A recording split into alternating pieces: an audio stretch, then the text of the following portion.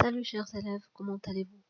Aujourd'hui, on va commencer la révision d'évaluation mensuelle du mois mars. Mais bien sûr, nous sommes en avril, alors c'est la révision d'avril. On commence par le premier exercice complète. Voilà, c'est l'exercice. Comme d'habitude, je vous laisse quelques instants pour réfléchir, puis on va travailler ensemble.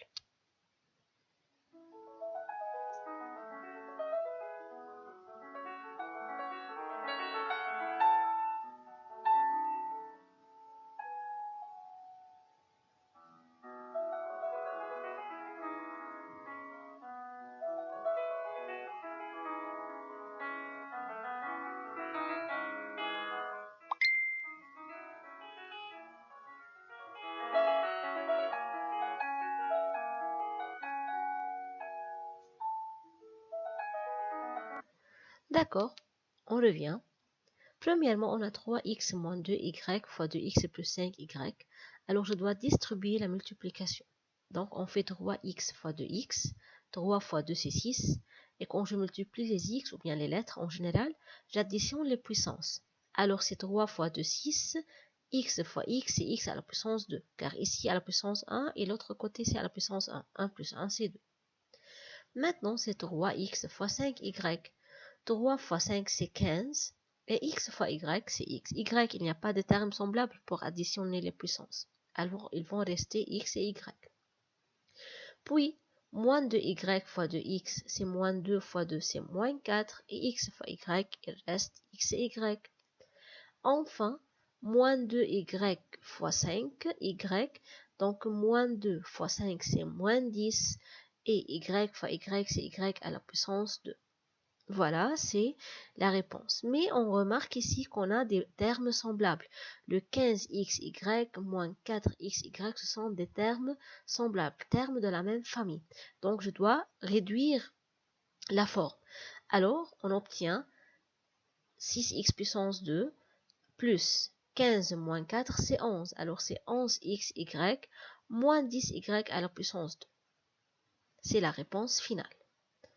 Maintenant, la deuxième, c'est la même chose, je dois faire la distribution.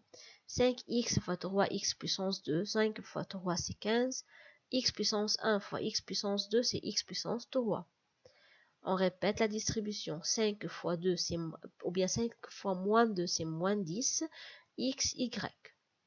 Il n'y a pas de termes semblables, alors c'est terminé. Maintenant dans partie 3, on a la formule. La formule qui dit si on a deux nombres à la puissance 2, alors, ou bien la différence entre deux nombres à la puissance 2, la réponse va être le premier nombre moins b, ou bien le premier moins le deuxième, fois le deuxième, ou bien on peut dire c'est le premier fois le deuxième, pardon, moins le deuxième, pardon, fois le premier plus le deuxième. Donc, mais bien sûr sans puissance. Alors a à la puissance 2 moins b à la puissance 2 égale a moins b fois a plus b. Ici, elle m'a donné la formule, mais de l'autre côté. Elle m'a donné 3a moins 5b fois 3a plus 5b. Elle m'a donné deux parenthèses où on a les mêmes nombres, 3a, 3a, 5b, 5b, mais une fois moins et une autre fois plus. Donc, tout de suite, je peux savoir que la réponse va être le premier terme à la puissance 2, donc c'est 3a à la puissance 2 qui est égal à 9a puissance 2, moins le deuxième terme à la puissance 2, donc c'est moins 5b à la puissance 2, donc c'est 25b puissance 2. La même chose, c'est dans le numéro 4. Le premier terme à la puissance 2, c'est x puissance 2. Et le deuxième terme à la puissance 2, donc c'est 25. Alors c'est moins 25. Ici, on a la même formule. X moins 5, x plus 5. Même terme, mais une fois moins et une autre fois plus. Dans le numéro 5, on a la deuxième formule, ou bien une autre formule. C'est a plus b à la puissance 2. Alors la réponse en forme développée va être a à la puissance 2, le premier terme au carré, plus le deuxième terme fois 2 fois le premier terme, c'est-à-dire 2 fois a fois b, plus à la fin, toujours plus, le b ou bien le deuxième terme à la puissance 2. Donc ici, pour appliquer, le x c'est le premier terme. Alors je dois placer, ou bien je dois mettre le premier terme au carré, à la puissance 2. X au carré. Plus 2, dans la formule on a 2 fois a fois b, 2 fois premier fois deuxième terme. 2 fois x de x, 2x fois 1, c'est 2x. Alors c'est plus 2x. Et enfin, plus le 1 à la puissance 2 qui est égal à 1. Dans 6, on a toujours la même formule, mais à la place de plus, on a moins. C'est la même chose, mais je dois changer le signe entre le premier et le deuxième terme. Sera 9x à la puissance 2, car le premier terme ici c'est 3x, et je dois placer 3x à la puissance 2. Donc c'est 3x puissance 2 égale 9x puissance 2, moins 2 fois 3 fois 2. 2 qui est dans la formule, fois 3x fois 2. 2 fois 3, 6. 6 fois 2, c'est 12. Alors c'est moins 12x. Et enfin, je dois placer le deuxième terme dans le parenthèse à la puissance 2. Donc c'est 2 à la puissance 2, c'est 4. C'est la réponse finale. La même chose dans 7. X moins 12 puissance 2. Donc je dois placer le premier à la puissance 2, c'est x carré. Moins 2 fois x fois 12. 2 fois 12, c'est 24. Alors c'est moins 24x, plus le deuxième terme au carré, donc plus 12 au carré par calculatrice, égale à 144. Le dernier exercice ici, c'est 6 plus x à la puissance 2, c'est toujours la même formule. Je dois mettre le 6 à la puissance 2, le premier terme à la puissance 2, donc c'est 36, plus 2 fois 6 fois x. Le 2, c'est d'après la formule, on doit étudier ça. 6 fois 2, c'est 12. 12 fois x, c'est 12x. Et à la fin, x à la puissance 2. Voilà. La deuxième partie de l'exercice, on va travailler maintenant sur la symétrie ou bien les transformations géométriques. De même, je vous laisse quelques instants pour lire la question ou bien les questions et réfléchir un peu.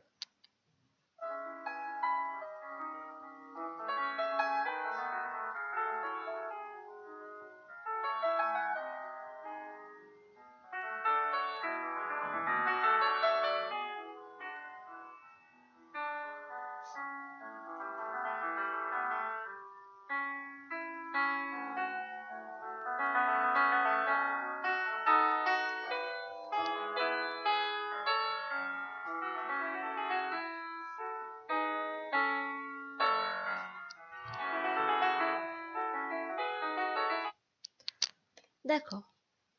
Maintenant, il nous demande en partie 9 l'image de 4 moins 2 par la symétrie par rapport à l'axe des x. Les questions de la symétrie, on doit bien faire attention par rapport à quoi. Est-ce que le miroir ici c'est l'axe des x, ou bien c'est l'axe des y, ou bien c'est une symétrie centrale où on a le centre, ou bien le point d'origine c'est le centre de symétrie. Dans le numéro 9, la symétrie était par rapport à l'axe des x.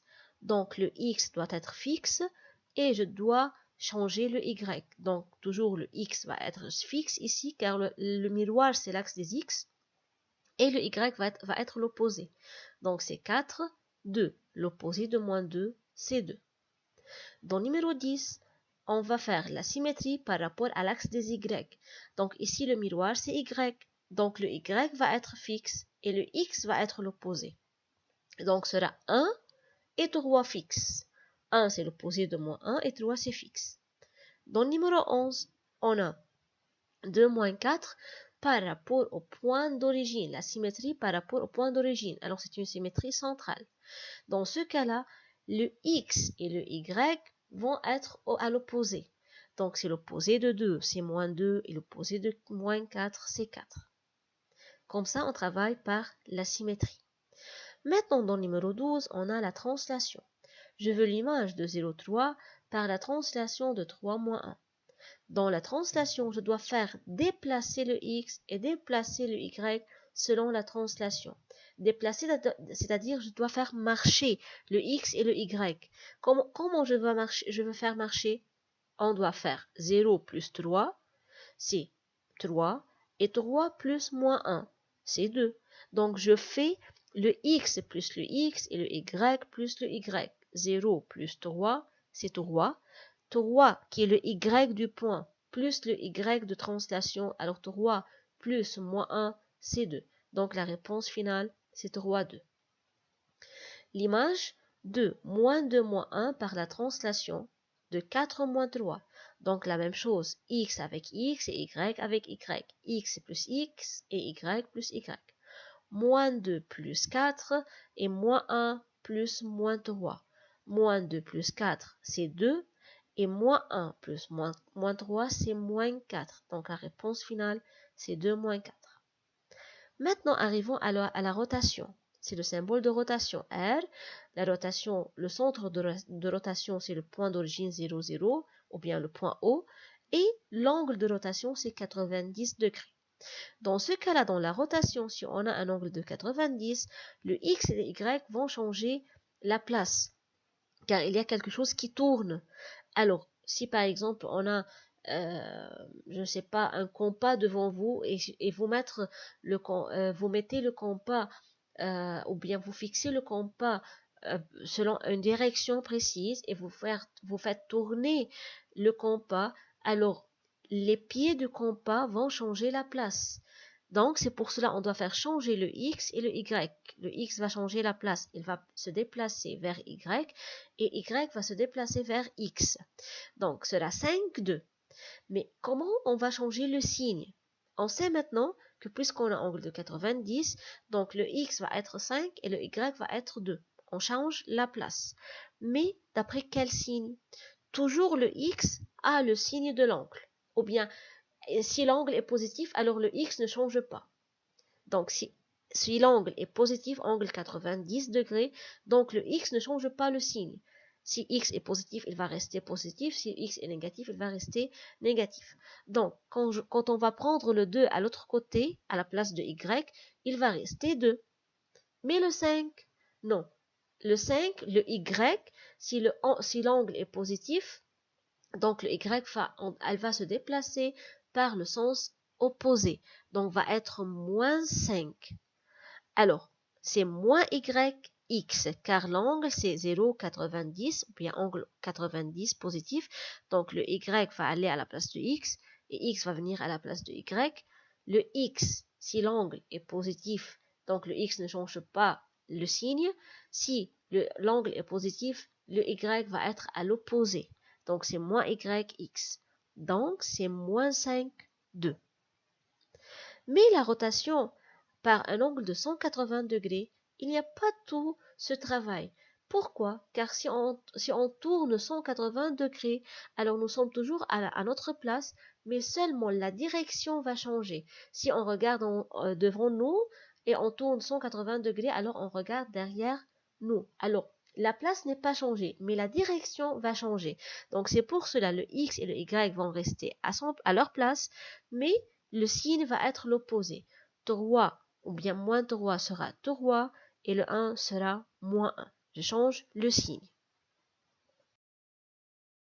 Et voilà mes chers, c'est le premier exercice de révision. J'espère que vous avez bien compris et j'espère que vous préparez bien pour les examens.